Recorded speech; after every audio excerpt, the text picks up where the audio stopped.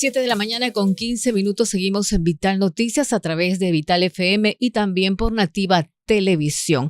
Estamos nosotros, está en la cabina de Vital FM, Diego Gavidia, representante de los pacientes Importan, que agrupan a más de 35 asociaciones.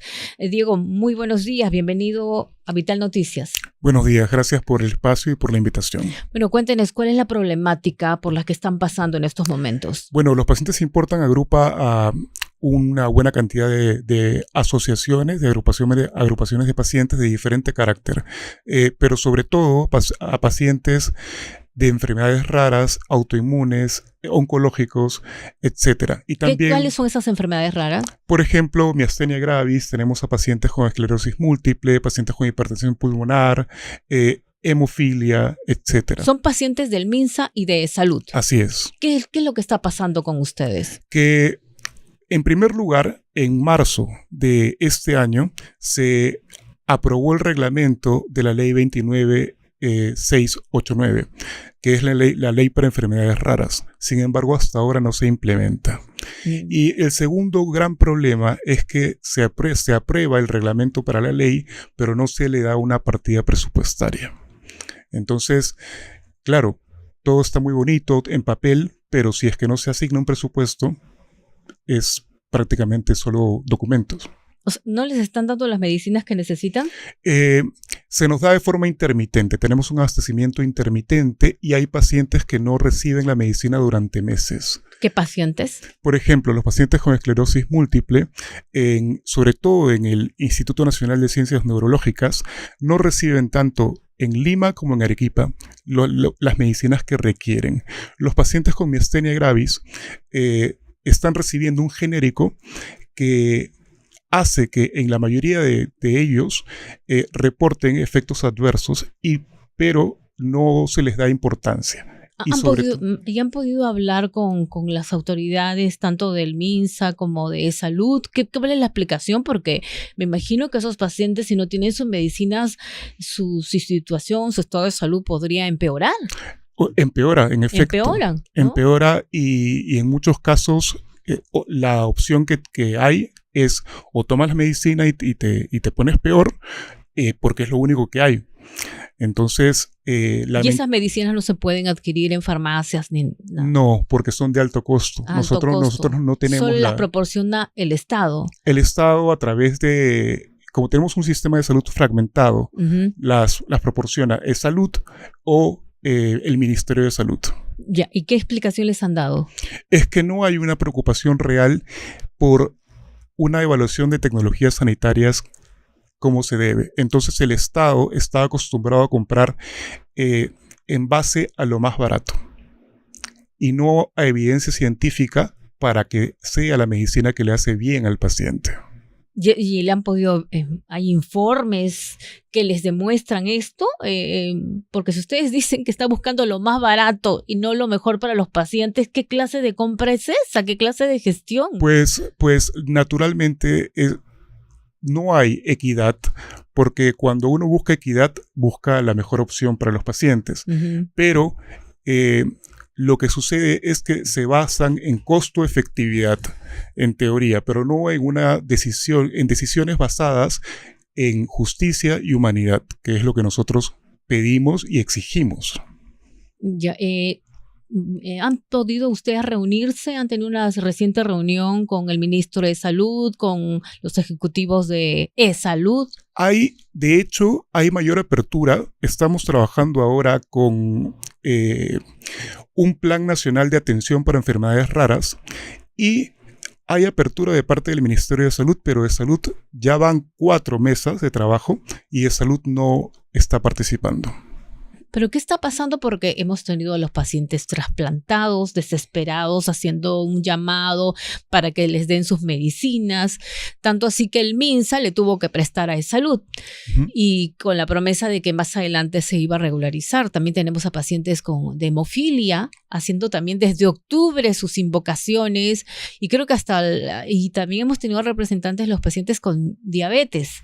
¿Qué es lo que está pasando? Porque me dicen que este problema lleva tiempo, pero ahora último se ha agravado. Sí, de hecho, en el caso de hemofilia, yo tengo hemofilia A severa. ¿Ya? Y justamente tengo discapacidad producto de que no recibí el tratamiento adecuado de forma oportuna.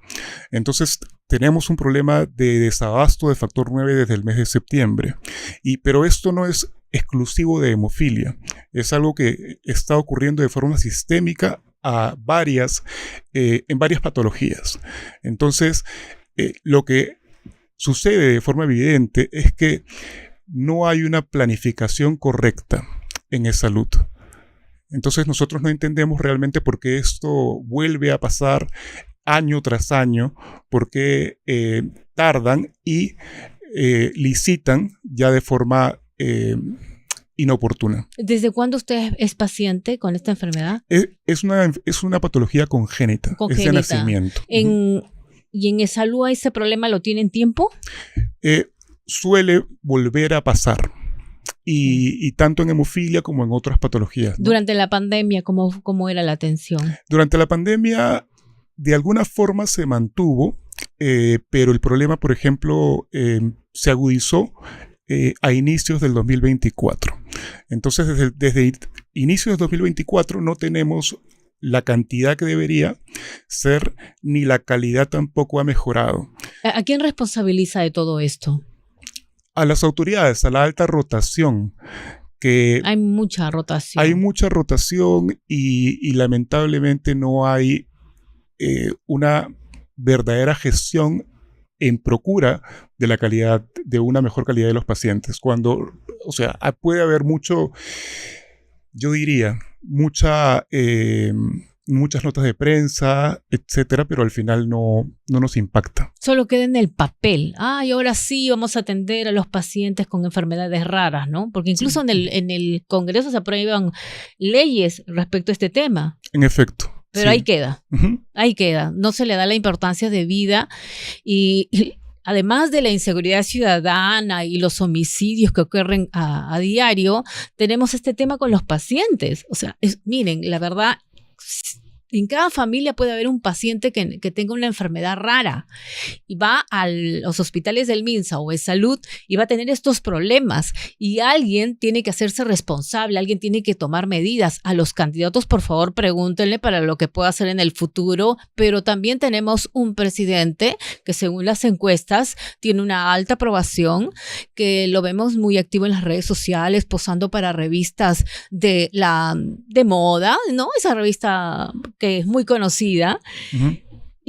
Pero también al presidente, no sé, los colegas que tengan la oportunidad de hacerle preguntas al presidente José Gerí, este tema. ¿Cuál sería su llamado al presidente? Nosotros lo que exhortamos es que, en primer lugar, todas las entidades prestadoras de salud participen del Plan Nacional de Tratamiento para Enfermedades Raras y para el resto de patologías. En segundo lugar, que haya una partida presupuestaria, porque mientras no haya una partida presupuestaria, pues queda en papel. Y finalmente, lo que solicitamos es que haya realmente una sostenibilidad en el tratamiento. Y con esto me refiero a que muchas veces, y tenemos casos reiterativos en donde pacientes tienen que irse del país y eso no es digno. Y el que puede, ¿no? El que puede, porque hay gente que no puede. Por supuesto. Entonces, ¿de qué estamos hablando? Aquí, o sea, el que no puede está resignado a recibir un mal tratamiento y quizás hasta empeorar y morir, ¿no?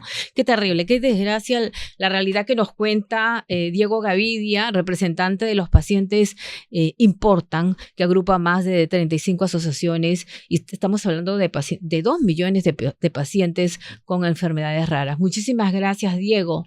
Y feliz Navidad, pese a todo. Sí. Muchas gracias.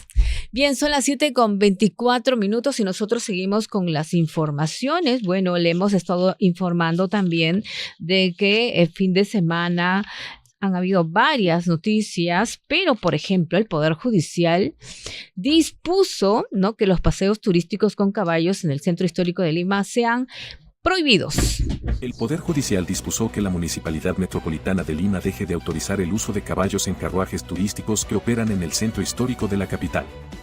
La medida fue adoptada por el primer juzgado constitucional transitorio de la Corte Superior de Justicia de Lima, que declaró fundada una demanda de amparo presentada por Sonia Córdoba Araujo, presidenta del Instituto Peruano de Asesoría Legal del Medio Ambiente y Biodiversidad, interpuesta en mayo del 2022. En la parte resolutiva, la jueza Sara Milka Mesa Soria ordenó el cese inmediato y la cancelación definitiva de cualquier tipo de autorización, licencia o permiso que permita el uso de caballos en el servicio de paseo turístico en calesas en la Plaza Mayor del centro del histórico de Lima, al considerar que se trata de una práctica incompatible con la protección y bienestar animal y que afecta derechos reconocidos en la Constitución. La magistrada sostuvo que los caballos deben ser tratados como seres sintientes y que el estándar de protección debe ser preventivo.